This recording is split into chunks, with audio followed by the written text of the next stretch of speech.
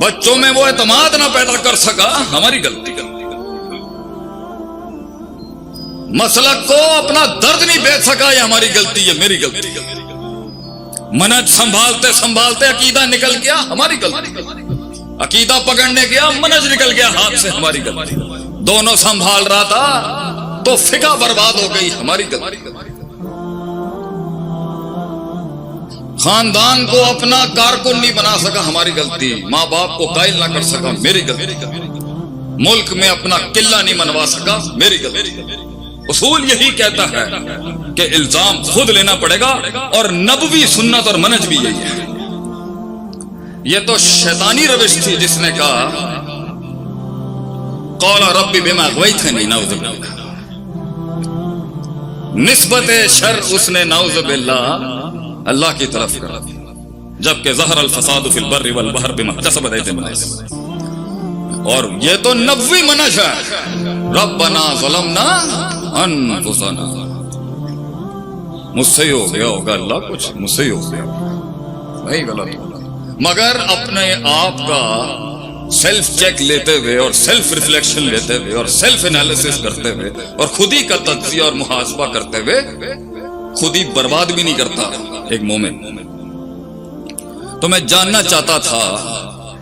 غلطی کہاں ہوگی، کیونکہ مثبت چیز منفی کو کھا جائے گی، یہ قاعدہ ہے۔ اس بات نفی پہ غالب ہوگا انشاءاللہ۔ پازیٹیوٹی، آپٹیمزم ہمیشہ میدان مارے گی، سچائی میدان جیت کی آئے گی، اگرچہ تعبیر کی غلطی ہی کیوں نہ ہو۔ اس لیے تو جب اس نے کہا انت عبدی وانا ربک، تو جملہ اپنے محل میں کفریہ ہی ہے، لیکن نیت اور قصد اور عزم اس کا للہیت اور الوہیت والا ہی تھا۔ تو اللہ نے کیا جان ہو جان دیا انسان نال کلو بنی آدم خطا۔ تو تعبیر اور عبارت کی غلط اگرچہ محل میں ٹھیک ہونی چاہیے دوسری جہت سے، لیکن نیت پھر کیوں نہیں ہوئی، پھر کیوں چھن گیا، پھر کیوں در لٹ گیا میرا، پھر کیوں نہیں وہ ادارہ ایک سنگ میل بن سکا، وہ فکر اس عروج تک کیوں نہ پہنچ سکی۔ حق ہونے کے بعد کیوں نہیں وہ بات سینے میں اتر سکی، اگرچہ الا قلیلہ قلت ہی تھی جو حق والوں کو ملی وراثت، قلت ہی تھی۔ تو اللہ تعالیٰ نے ہمیں قرآن میں نے کچھ نہیں ڈھونڈا، پہلے ہی موجود تھا۔ اللہ نے قرآن میں کچھ ایسی کلیات دی ہیں، میکروز جسے ہم کہتے ہیں، میکرو پرنسپلز کہتے ہیں، جزیات تو ایسی ہیں کہ حیران ہو جائیں ان سے۔ کسی جگہ پر ہے وَإِذَا خَاطَبَهُمُ الْجَاهِلُونَ قَالُوا سَلَامًا، اور کسی جگہ پر ہے جزاء السیئۃ بمثلہا۔ مشکل ہے جزیات کو ماسٹر کرنا، لیکن کلی قاعدے ایسے دیے اللہ نے جہاں سے انسان اپنی زندگی کی اس تحریک کو ہر وقت چیک لے سکتا ہے، محاسبہ کر سکتا ہے کہ ہم وہ کیسے وہاں تک پہنچے۔ شک آ رہا ہے، شہوت آ رہی ہے، یقین ٹوٹ رہا ہے، ہمت ٹوٹ گئی ہے، نکد ہو رہا ہے، حقد ہو رہا ہے، حسد ہو رہی ہے، مذبذبین بین ذالک چل رہا ہے، لا الہ الا ہی کھڑا ہے یا لا الہ الا ہی کھڑا ہے، نہیں سنبھال پا رہا، نہ منافقتوں کو ڈیل کرنا آ رہا ہے، نہ یہ والی پارٹی ڈیل کرنی آ رہی ہے، انذرتہم ام لم تنذرہم لا یؤمنون، نہ چٹے منکروں کو ڈیل کرنا آ رہا ہے۔ اتنی بڑی تنوع کے اندر پروڈکٹ نہیں بننی انسان سے، اس کو بن نہیں رہی چیزیں، اس سے وہ منو سلوہ نازل نہیں ہو رہا اگر اس کے اوپر، تو سوچنے وہ حل کیا ہے، اس سے کیسے نکلے گا ایک انسان۔ اللہ تعالیٰ نے قرآن میں اس کے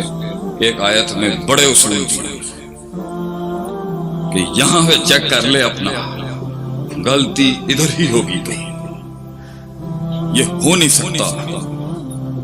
کہ ایمان کا تقاضا پورا ہو، انتم الاعلون ان کنتم مؤمنین، اور غلبہ نہ ہو، یہ نہیں ہو سکتا، یہ ممکن نہیں ہے، یہ دلیل نہیں بنتی اس محل میں۔ مسلمان کبھی بھی نہ حصی لحاظ سے ہارنے کے لیے آیا ہے، نہ مانوی لحاظ سے ہارنے کے لیے ہے۔ اگرچہ حصی ہار بھی جائے تو ذالک الفوز الکبیر، پھر بھی جسم جلنے کے بعد کھڑی ہے وہاں پر، کیونکہ ان کا فلسفہ، ان کی سوچ، ان کا نظریہ جیت گیا اس نے۔ وہ مرے اور شہید بھی ہوئے تو اپنے ٹرمز پہ مومن اپنے ٹرمز پر شہادت قبول کرتا ہے، اور وہ ہے اس کا عقیدہ توحید۔ تو اللہ تعالیٰ فرماتا ہے قرآن میں لَقَدْ مَنَّ اللَّهُ عَلَى الْمُؤْمِنِينَ، انسانوں پر اگر اللہ کا کوئی احسان ہے نا، احسان، تو وہ یہ ہے کہ اللہ نے ان کے بیچ میں سے ایک رسول بھیج دیا، اسے وَلَا تَكِلْنِي إِلَى نَفْسِي طَرْفَةَ عَيْنٍ نہیں کیا، اسے اس کے حوالے نہیں کیا کہ تو خود ڈھونڈ لے راستے، اور عقل کے حوالے نہیں کیا اللہ نے۔ اگرچہ عقل فساد اور نفع کو پہچاننے کی کچھ حد تک